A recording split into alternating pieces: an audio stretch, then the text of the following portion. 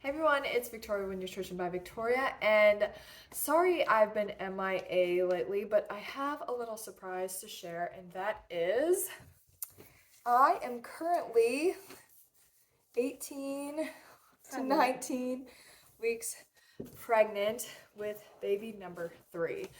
So this is my third vegan pregnancy, my third high carb, low fat, plant-based vegan pregnancy. I'm very fertile eating this way. I don't eat overt fats and I had no problem conceiving. And I've talked about this concept in the past. You need to have, fats in your diet to have healthy hormonal functioning. And that is definitely a myth, but you definitely need to have a normal, be within a normal BMI range. So if you're underweight and you're trying to conceive, you'll definitely want to work on at least being an 18.5 or higher BMI in order to make that possible, because we do need to have sufficient amounts of body fat to support a pregnancy. So I want to talk a little bit about how my pregnancy has went so far. So basically, I feel really good. This has been a pretty easy pregnancy. All my pregnancies have been easy. This one, I haven't been pregnant for 5 years. Violet just turned 5. So a bit of a gap. I'm 35 and a half. I'll be 36 in June. So I am considered a geriatric pregnancy because I'm over the age of 35. But the sonogram that I just had yesterday showed that baby was super healthy. Everything is on track for growth. But they're not, baby's measuring big for 18 weeks and then normal for 19 weeks, but certain areas like aren't as developed. So when I went for my first sonogram, which I had done at 13 weeks, they actually thought I was over 14 weeks because I went to have a certain test done, first trimester screen, and the baby was too big for it. So my husband and I are both really tall. My family in particular, I am the shortest of my siblings. I have a brother who's 6'5" and a sister who's 6'1". I am almost 6 foot tall myself. I just missed the 6 foot mark by a quarter of an inch. So really tall for both of us. My husband's 6'2". He's the tallest in his family, but my children are both 90th percentile or higher for height. So I'm expecting this baby to, follow suit with its siblings. So my high carb vegan diet is beautifully supporting the growth of my baby and my pregnancy so far.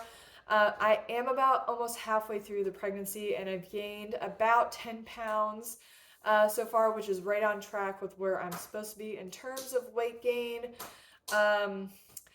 The most weight gain I experienced was when I transitioned from the first trimester to the second trimester. My breasts got bigger. My varicose veins showed up. I started having issues with varicose veins toward the end of my second pregnancy. Now my right leg is kind of full blown a mess, but it really doesn't bother me. I just wear compression stockings when it does. It's just something genetically that I am predisposed for. And when I transitioned from trimester 1 to 2, I gained 5 pounds in a week from just that increase of fluid to support the pregnancy. The baby makes a transition into being a fully developed baby when you hit the second trimester and your placenta's formed, and then the baby really takes off in terms of growth. So first trimester, I really pumped out a lot of content for you guys, and I didn't tell you that I was pregnant. I could hide my belly okay because I really didn't start showing until I hit the second trimester, but I did have a little bit of a pooch starting to develop in my lower abdomen in my last few videos, if you check them out on my YouTube channel, because I believe the last video I filmed was about 10 or 11 weeks pregnant, where I did a what I eat in a day. And then when I did my vacation, what I eat on vacation video, I was about 12, 13 weeks at that time. And yeah, so first trimester, I worked a lot. I've been continuing to do nutrition coaching.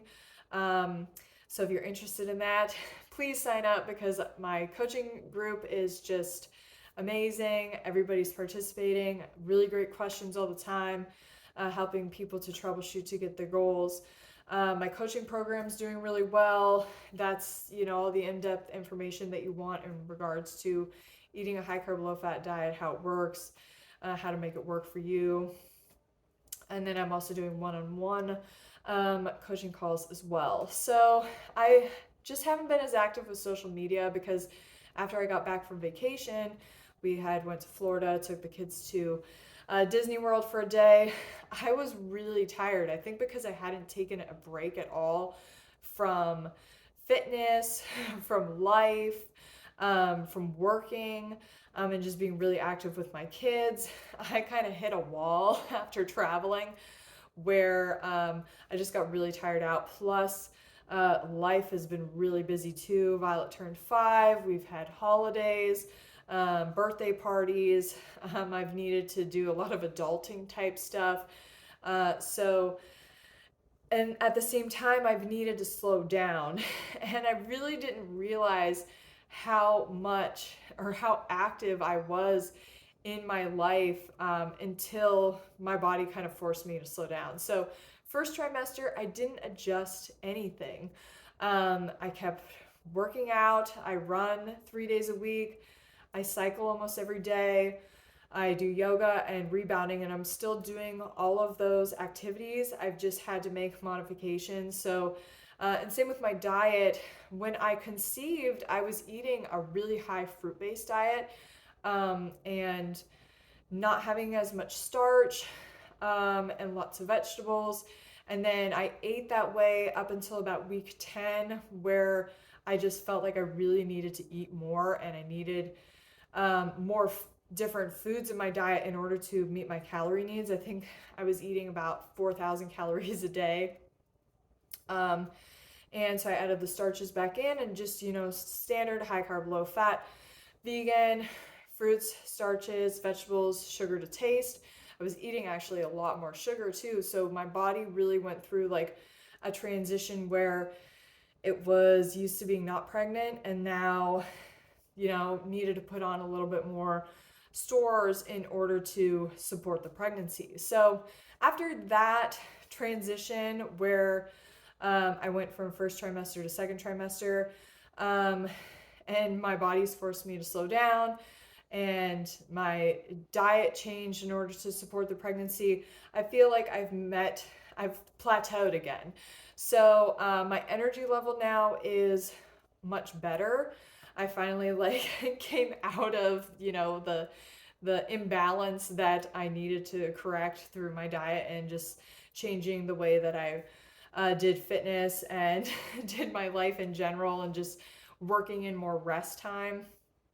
I feel a lot better now. So what has changed is that my diet's still very high in fruit. I enjoy eating fruit based with this pregnancy because I have had some food aversions, particularly to like sweet potatoes.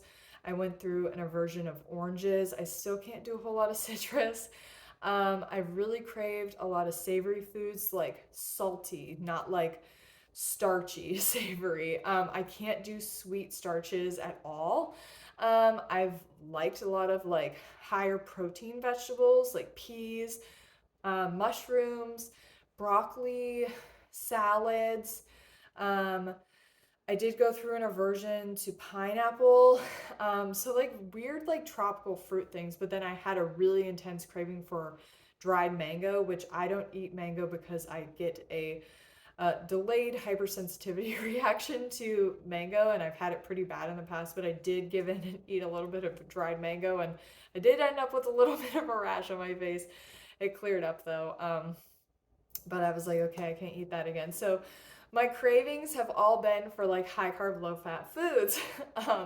Lots of like vegetable sushi, and just like fresh fruit in general. Like we're moving into summer and I cannot wait until The watermelons get better. I have had good watermelons lately from Walmart. I've been posting them on my Instagram. Um, that they've had really good watermelons considering the time of year it is here. We transitioned out of winter to spring. Um, and I've been working the smoothies, the banana smoothies. In terms of my sugar intake, that's went back down, and I'm just having sugar to taste when desired. I am eating more nutrient dense foods versus refined foods. I feel better when I do this. I feel like when I have too much refined foods, I don't feel as good. And it's because the needs of the baby are for calories, but also for nutrient density. I am supplementing with spirulina. That's what I'm considering as my multivitamin because I have been tracking my calorie and nutrient intake in Chronometer at least once a week just to see that I'm hitting all of my nutrient needs. And the spirulina gives me the extra boost of iron that I need being pregnant. And then I'm meeting everything else with my diet. So having a high fruit diet and then a high calorie diet. I'd say my calorie intake right now is probably like 3,000 to 4,000 a day. I believe it's fallen back towards like the 3,000 to 3,500 calorie range because my weight gain did slow down significantly. Like I gained like 2 pounds in my first trimester. Then I gained 5 pounds like out of nowhere. And then I've gained 3 pounds in my second trimester so far. So for a 10-pound weight gain total. And like I said, I'm almost halfway through. With my first pregnancy, I gained 22 pounds. With my second pregnancy, I gained about 35 pounds. So this one I'm expecting to be within that 25, 35 pound range, which is normal for a healthy pregnancy. Everything else has checked out, like I'm not anemic or anything like that. Um, in terms of my diet, I am sticking to raw till 4. Like I said, I've had a lot of days where I've just eaten like fruits and vegetables, but then I'll have days where, I do raw till 4. So I'm really like uh, going between like all raw fruit based with like cooked vegetables added into on some days. And then raw till 4, where I'm having like a starch based dinner versus like a fruit and vegetable based dinner. So I feel really good doing that. Um, and yeah, I think that is it in terms of like, oh yeah, I want to talk about my exercise and how that's changed. So when I hit my second trimester, I noticed that running, I had to go slower because of when you're pregnant, your estrogen and your progesterone levels are elevated.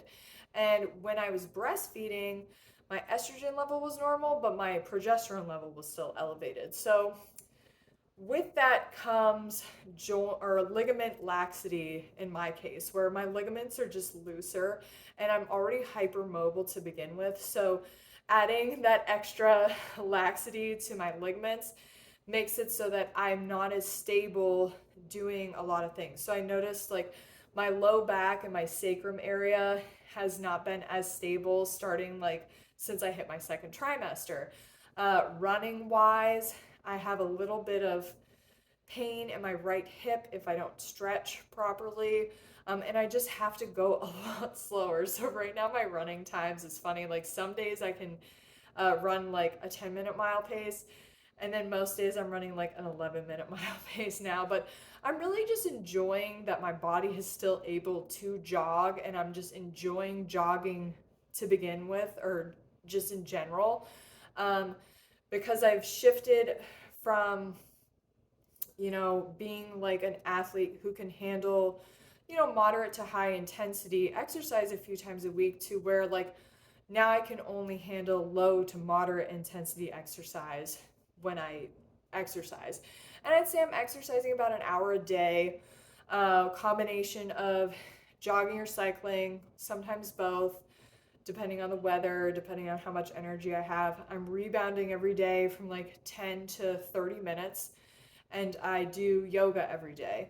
I do the majority of my resistance training on my rebounder. I have a Cellerciser, and I find that being on the Cellerciser, I was rebounding prior to pregnancy and then rebounding in pregnancy. I was like, I'm not sure how this is going to go. It feels so good. It's like my favorite form of exercise when it comes to resistance training, because it is combating the ligament laxity that I'm dealing with the hormone shifts of being pregnant. So it feels really good to rebound, really good to like just continue to keep my muscle strength and work out in a way that feels really good, because that's what's shifted in my exercise, is that I can't tolerate a high level of intensity. So everything I do, I just want it to feel good. And I mean, exercise should feel good in general, but sometimes, when you're not pregnant and you don't have a lot of demand, physical demand on your body, you can really push it in training, and it does feel good. It hurts, but it feels good, right? Well, being pregnant, I find that I just have to focus on the feeling good. Like I might feel some burn when I'm doing like resistance training, but it's like a good feeling. But in terms of cardio tolerance, all of that for me has to just feel good. Like I can't push myself, or else I'm going to pay for it with like extra fatigue or a headache or something like that. So that's really what's shifted. I am still outdoor riding. I was outdoor riding prior to pregnancy. So and then I rode all through my first trimester. And now that I'm in my second trimester, I find I have less tolerance for hills.